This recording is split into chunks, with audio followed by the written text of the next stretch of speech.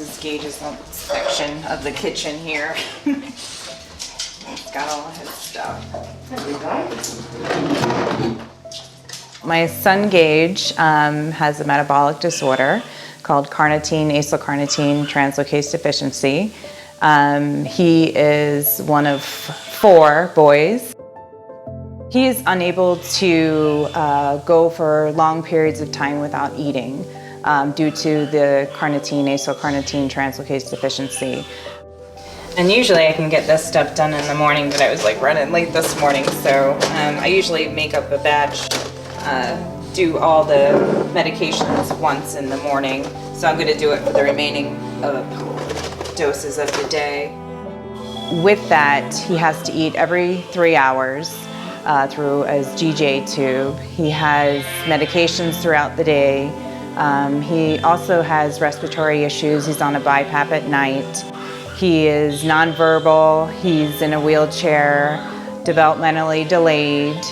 I think he has about 9 or 10 specialists that he sees and receives therapies as well too when they're available.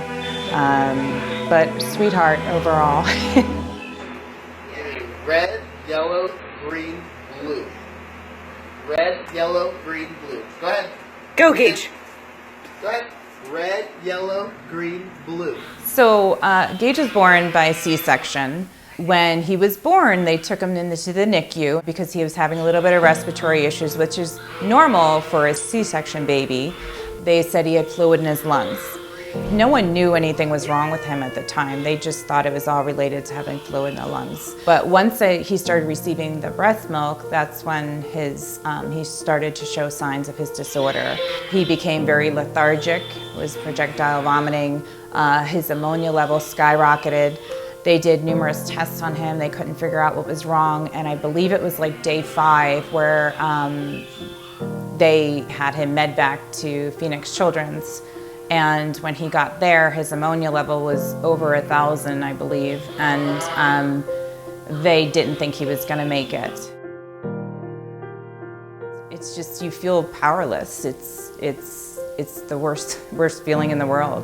I went through that whole period of time with him when he was in the hospital, kind of just numb to everything. I think that's how I was able to get through it and just focus on what needs to be done to make him better. Hang on, I think he just dropped it. What are you doing, boo? And hang on one second. Life with a disabled child or a medically fragile child, it's just up and down. You just don't know what's gonna happen. If this program was available, it benefits everyone. It benefits the kids, the parents struggling, and the siblings too. Because with Gage's brothers, I could be home with them, and I'd be around more, doing what I would prefer to do. I go and care for somebody else. And I would love to be able to stay here and care for Gage, but that's not the way it is yet, but hopefully this program gets going and Arizona will be able to do it too. Okay, you ready to play? Are you ready to play? Play. He's made me appreciate everything much more. Just watching him go through all of this, and he's just happy. He's happy with what he has. Every day he wakes up and I feel like he appreciates what he has and doesn't look at it as I'm disabled. Red. Red? If I'm having a bad day, he'll do something, and just the smile and everything just makes it all worth it. It's challenging, it's difficult, it's something you really don't know until you're thrown into it. It's 24-hour care. I'm a single mom as well too, so getting a break is tough when you don't have the nursing care. Trying to have a full-time job is not an option because I would not be reliable.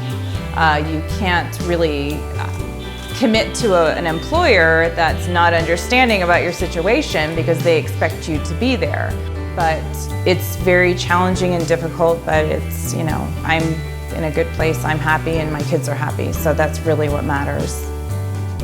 I'm Amy, and I'm a tough advocate.